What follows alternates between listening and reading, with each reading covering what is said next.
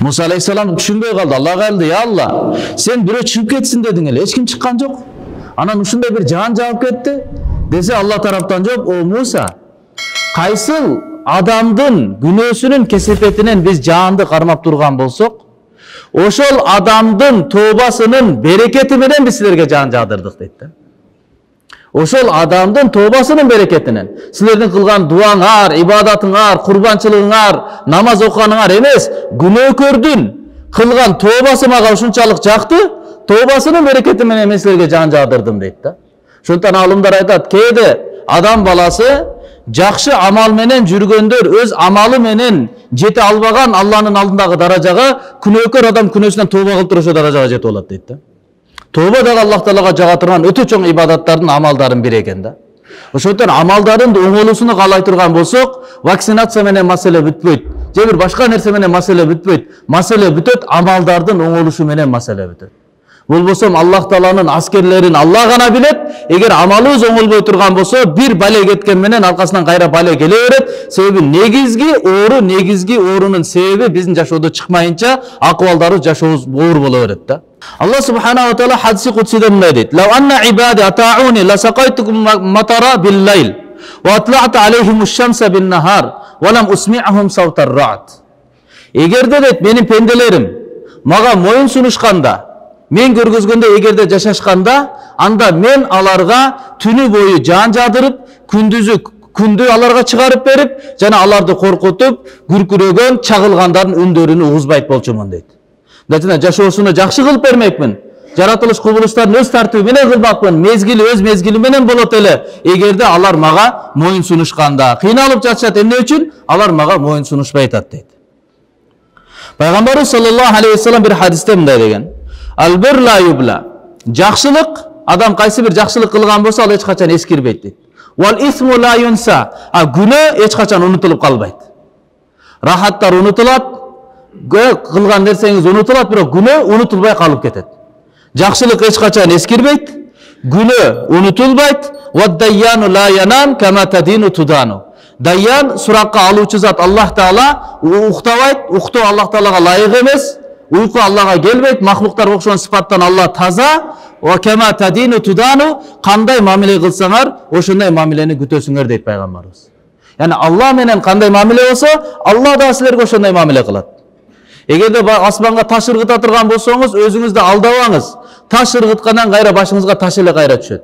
Al gülge aylanıp ketip gül düşpeyt sizgeçe. Kanday amal kılıp atabız, oşoga jarasha düýnöbüz, oşoga jarasha ölümüz, oşoga jarasha kabırız, oşoga jarasha tübölük jaşoobuzdu özübüz kılıp atabız. Wa in ahsantum ahsantum li anfusikum. Egerde jakşılık kılsaňar, özüňerge jakşılık kıldıňar. Wa in asatum falaha. Egerde jamanlyk kılsaňlar özüňe kılıp atasың. Özübüzge özübüz kılat ekenmiz. Har bir amalыбызга jarasha Allah Subhanahu wa Taala tiyanak çıgarıp natijasyny bizdin jaşoobuzda görsetip atat degen düşünü gurmatly tuganlar. Күнөөнүн kesepeti бар. Күнөө кылсак анын kesepet. Oşoga jarasha demek jakşılıktın dağı aga jarasha bereketi var. Peygamberimiz sallallahu aleyhi ve sellem bir hadiste aytat, İmam Bayhaqi rahmetullahi rivayet kılan hadis, "İstanzilur rizqa bis sadaka." Özüňerden rızkıňardy sadaka menen düşürüp algıla deyt. "İstaînu alal rizqi bis sadaka." Başka rivayatta özüňerden rızkıňarga sadaka berүү menen, kayrımdılık kılуу menen rızkıňarga jardam suragıla deyt. Jardam algıla, kuvat algıla deyt. Demek sadaka bul adamdıkını kemitpeyt eken, Allah'ın hükmünü atkara turgan bolsoňuz sırtkı görünüşte ziyandın süreti tursa dağı, birok bul jaşoonu oňdop atkanыңыз oşol da. Berip atasız. 100'den 10 so'mni sadakaga berseňiz, akıl aytat 10'ga kemidi deyt da. Birok Allah aytып atat. Jaşoo mamilesini tüzgön Allah Taala bizdin kojoýunubuz bolgan Allah aytып atat, "Jok, ben anı göýtüp berem, rızkıňardy mol kılıp beremin" deydi. Demek jakşı kanday ele jaman amaldardın kesipeti olgonday, jakşı amaldardın dağı tolluk oşonday ele bereketi var. Başka hadiste Peygamberimiz sallallahu aleyhi ve sellem aytat. Sahih-i Targib'de gelgen hadis. "Man qala la havle ve la kuvvete illa billah ve la melce'a minallahi illa ilayhi keşefallahu anhu 70 baban minad-dur ahwanuha al-faqr." Kim degim la havle ve la kuvvete illa billah ve la melce'a minallahi illa ilayhi dep kim ayta turgan bolsa, jakşılıktan жакшылыкка кубат, жамандыктан сактануу Алланын жардамысыз болбойт. Жана Алладан кутулуу бир гана өзүнө гана кайтуу менен болот деген сөздү ким айта турган болсо, Пайгамбар алейхиссалату вассалам айтат, анда ал адамга 70 жамандыктын эшигини Аллах Таала кетирет, жаап коет дейт. Ошол 70 жамандык баленин эң жеңили бул кембагалчылык дейт. Факыр, муктаждык, бирөөгө муктаж болуп калып. Пайгамбарыбыз саллаллаху алейхи вассалам айтат, кимде ким ла хаула ва ла куввата илля биллах ва ла малжаа миналлахи илля илайхи деп айта турган болсо, Аллах Таала 70 жамандыктын эшигине жабат, анын эң жеңили кембагалчылык, муктаж болуп бирөөгө күнүңүздүн түшүп калгандыгы дейт. Демек жакшы амалдардын дагы берекети бар, урматтуу туугандар, дүйнө жана ахиретте.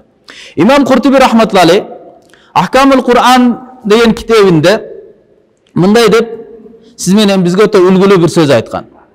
Kullu balda yakunu fiha arba'a fa ahluha ma'sumuna minal bala. Qaysil ele şahar bolbosun.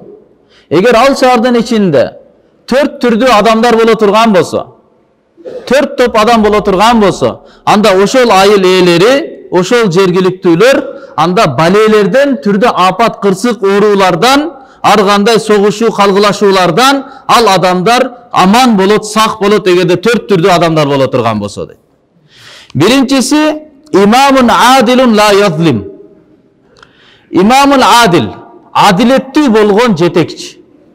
Adilettүү болгон башчы, la yazlim, zulumдук кылбаган, аша чаппаган, adilettүү жетекчи болсо.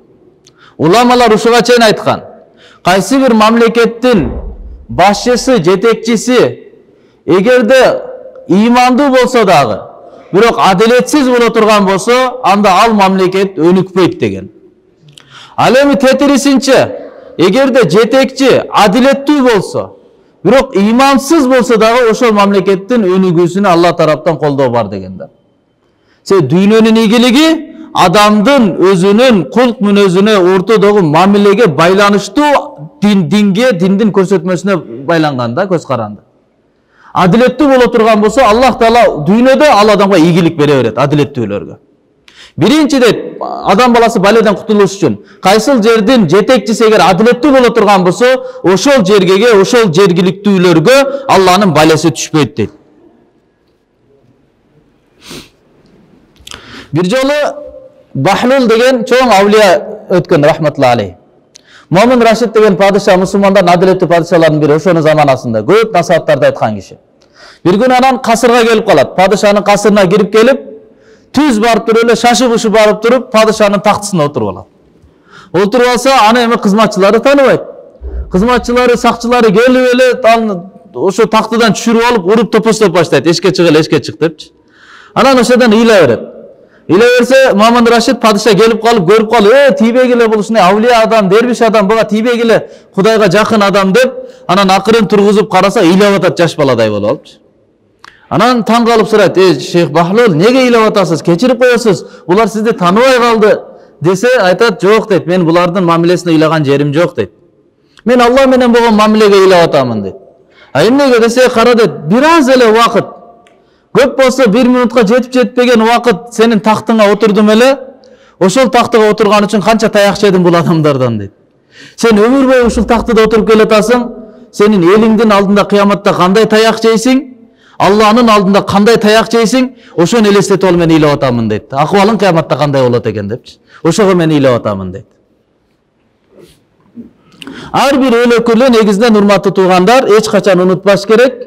Аллах Таала кимди бир кызматка алып келген болсо, сөзсүз анда бир өзгөчө сыпат бар, ошон үчүн алып келди.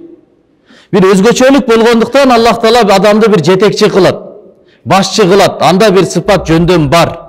Бирок ошо менен биргеликте Аллахтын алдындагы жана карапайым элдин алдындагы дагы өзүнүн карызын эч качан унутпаш керек да.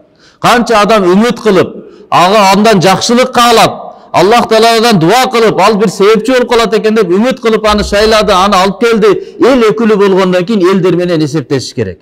Элдердин жашоо тартыбы. Бирок адамдын табияты ошондой. Уламалар айтат, адам өзгөрө берет дейт. Акыбалдан акыбалга өзгөрсө, адам өзү деле максаты да өзгөрүп кете берет экен. А максат өзгөргөндөн жашоо тартыбы дагы өзгөрүп кете берет да. Аялдамада турсаң, Мисалы туруп алып туруп маршрутка күтүп аткан болсоң, маршруткалар токтосо экен дей бересиң да. А ичине отуруп алгандан кийин кетип атсам, эми токтобосо экен десиң да, эртерээк жетип алсам экен депчи. Адам акыбалы өзгөргөндө дара ички дүйнөсү өзгөрүп кетет. Ички дүйнө өзгөргөндө адамдын максаты өзгөрөт. Максат өзгөргөндө жашоо тартиптагы адамдыкы өзгөрүп калат да. Муса алейхиссалату вассалам максаты башка эле, үй бүлөнү багуу башка үчүн кетип аткан болчу, үй бүлө менен кетип аткан. Бирок качанда Аллах Таала ага вахий берип, аян берип, элчиликти берип туруп, бар эми фараонго барып дават кыл, Бани Исраилди зулумдуктан алып чык дегенде, максат өзгөргөндөн кийин жашоодогу 124-120% өзгөрүп туруп, алдагы жашоосу өзгөрүп кетти да. Ошондон максатты туура коюш үчүн адам баласы өз акыбалын жоготпош керек. Экинчиси, Пайгамбарыбыз имам Куртуби рахматуллахи айтат. Экинчи, кайсыл жерде бале болбойт. Эгерде алим ала сабилил худа, туура жолдо жүргөн алымдар болсо, ошол жерге Аллах Тааланын балеси түшпөйт дейт. Биринчи адилеттүү башчы болсун, экинчиси туура жолдо жүргөн алымдар болсун. Алымдар экиге бөлүнөт. Уламаил ахира, уламаис су деп. Акыреттин алымдары бар, имам Газали рахматуллахи бөлүп белгилери менен, сыпаттары менен жазган. Акыреттин алымдары жана жамандыктын алымдары. Дүйнөпарас алымдар, риякеч алымдар, напси шахватына алдангандар, өзүнүн личный амбицияларына алдангандар, алымдар деле экиге бөлүнөт. Пайгамбар алейхиссалам илимди биз ар кандай бөлүктөргө бөлө беребиз, бирок пайгамбарыбыз илимди экиге эле бөлүп койгон, пайда бере турган илим болот, же зыян бере турган илим болот деген. Же илим сага пайда берет, же илим сага дүйнө ахиретиңди бузганга себеп кылат, же дүйнө ахиреттин оңдоонго себеп кылат. Илим менен же элди оңдойсуң, же илим менен элди бузасың. Канча фиркалар, канча агымдар, канча бузук агымдар келген болсо, ошолордун ар биринин башында алымдар турат негизинен. Бирок ошол өзүнүн тарбияты туура эмес, түшүнүгү туура эмес, тарбияланган эмес. Шейхтердин, уламалардын сөзү бар да, устазынын колунда толук тарбият көрбөй туруп, шейх болуп алган өтө коркунуч дейт да. Шейхтин тарбиятын албай туруп шейх болуп алган адам. Өзү көзөмөлүндө эмес, тарбиятында эмес, кеңеши менен жүрбөйт. Тарбият албай туруп, бирок тарбиялоочу болуп алган, бул өтө коркунучтуу нерсе дейт. Мурда негизинен илим ошондой тартип менен келген. Устаз шагирт өтүп кеткенге чейин устазынын көзөмөлүндө болот эле. Устазынын сухбатында болот эле, кеңешинде болот эле, тарбиятында болот эле. Биздин машаалла Молда Абдусаттар рахматуллахи алейхи, Кыргызстандын бардык уламалардын устазы деп айтсак болот. Ошол киши да ушундай табияттагы адам эле, эгер бир маселени айтат. Айтса бирөө келип туруп, тиги дамла мындай деп атат го дейт да. Же бул китепте мындай келип турго деп ага каршы маселе айтса, ал киши дароо кичпейилдүүлүк менен ушундай дейт эле, менин билген маселем, менин билишимче ушунчалык экен, таксир кечиресиз дейт эле да. Далилденбейт эле дароо элечи. Жок, меники эле туура, калган бардыгы эле туура эмес деп, жок, ал мындай болот, тигиндей болот, андай сүйлөбөйт эле. Ошодон эле ызычуу талаш тартышты басат эле, не деп коет? Менин билишимче ушунчалык экен, таксир. Менин окушумча, менин билишимче ушунчалык экен, андан калганын билбейт экен. Имам Абу Ханифа рахматуллахи алейхи, имам Азам рахматуллахи алейхи. Бул биринчи акыйдада чоң терең алым болгон. Башында илимди баштаганда акыйдадан баштаган, ишенимге байланыштуу маселелерден баштаган. Анан ушунчалык деңгээлге чейин жеткен, өзү Куфада турат. Куфадан Ирактагы, Басрага, шаарга барат эле, ошакка барып туруп талаш тартыш өткүзүп келет эле, дебатка барат эле. Анан ошо акыйдада алым десе эле, дебатка ким чыгат десе эле, имам Абу Ханифа, Нуман ибн Сабит деген атка конуп калган болчу. Ошондой деңгээлге жеткен эле. Бирок кийин ойлонуп көрүп караса, сахабалардын тартиби андай эмес да. Себеби акыйдада көбүнчө философиянын, акыл эрежелерини көп колдонгонго туура келет да. А сахабаларды карасалар көбүнчө Куран хадистен дүйнө ахиретке пайдалуу нерсеге көбүрөөк караган да, жана амалдарды көбүрөөк караган. Амалдарга көбүрөөк караган, тийишсиз нерселерди көп чукуй берген эмес да. Анан ойлонуп туруп, анан кийин фикхи анан көчкөн. Фикх маселелерди анан баштаган. Анан баласы Хаммад, устазы деле Хаммад рахматуллахи алейхи, баласы деле Хаммад деген баласы болгон. Ошо баласы жетилип чоңоюп калып, акыйда илиминде ал деле талаш тартыш кылып баштайт да. Баласын анан бир күнү чакырып айтат, ой балам дейт, сен акыйдада мынчалык көп талашпагын дейт. Талашы жүргүзбөгүн, талаш тартыш бербегин дейт. Десе айтат, ой атаке, сиз ушундай талашат элеңиз го, жөн талашпайт, Басрага чейин барып келет элеңиз го. Шаардан шаарга чейин барып талашып келчү элеңиз, анан эмнеге мени тосуп атасыз дейт да. Десе айтат, биз өзүбүздүн заманада талашканда, маселе баяндаганда акыйда маселеси боюнча башыбызда канаттуу тургандай сүйлөйт элек дейт. Дача айтканда бир кыймылдасам учуп кетет дегендей, туура эмес сүйлөп койсом мен имандан чыгып кетпейин. Себеби акыйда оюнчук эмес да. Алла жөнүндө, Алланын сыфаты боюнча сөз кылуу, китеп Кур'анга ишеним боюнча сөз кылуу, пайгамбарларга ишеним боюнча сөз кылуу, акыретке ишеним боюнча сөз кылуу, бул оюнчук эмес. Же сизди капыр, же имандуу, же мушрик, же муахид, же болсо бидатчысыз, же ахлы суннасыз деген маселе турат да. Оор маселелер да. Ошондон биз өтө кылдаттуу мамиле кылат элек. Жана өзүбүздүн экинчи тарабыбыз, экинчи жак ким менен талашып жаткан болсок, ошол утуп алса экен, ошол адашып кетпесе экен деген ой менен болот элек дейт да. Азыр силер болсо, кандай болсо дагы мен утсам экен, ал утулса экен. Ал дегени мен имандуу болуп калайын, ал капыр болсун, мен ахлы сүннө болуп калайын, бул бидатчы болсун, мен тавхидте калайын, бул мушрик болсун деген сөзүңөр бул деген да. Ошондон мындай талаш тартыш кылынбайт акыйдада депчи. Ошондон алим ала сабилил худа. Туура жолдо жүргөн алымдар боло турган болсо, анда андай жерге Аллах Тааланын байлеси келбейт дейт. Üçüncüsü maşayih ya'muruna bil ma'ruf ve yanhauna 'anil munkar ve yuharriduna ala talabil ilm vel Kur'an. Ушундай машайихтар, аксакалдар болсо, алдыда жүргөн пешкадамдар болсо, алар жакшылыкка чакыра турган, жамандыктан кайтара турган, жана илимди, жана Кур'андын таалимине адамдарды кызыктыра турган адамдар болсун дейт. Ошондой жер боло турган болсо, Аллах Тааланын байлеси түшпөйт. Качан акты ак десек, караны кара десек, залымды зулумдугунан токтотсок, ыплас адамды ыпластыгынан токтотсок, уятсыз адамды уятсыздыгынан токтотсок, паракорду паракорлугунан токтотсок, акыйкатты сүйлөп аткан, акыйкатка мээнет кылып аткан адамдар болуп турса, анда андай жерде эч качан Аллахтын байлеси түшпөйт дейт.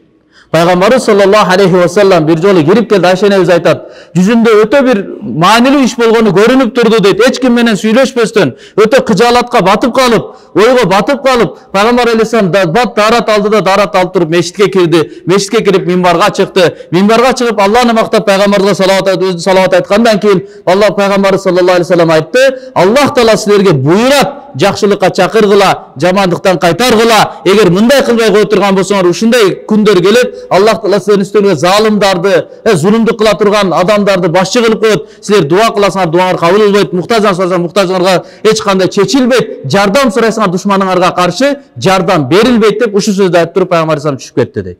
Yani келечекте кандай адамдын жашоосу зарыл экендигин ойлонуп, кыжаалат болуп, зарыл маселени айтты да Пайгамбар алейхиссалам кайра түшүп кетти. Дуалардын кабыл болбой калуунун себеби ушул. Жакшылыкты көрүп туруп, жакшылык адамдарды чакырбасак.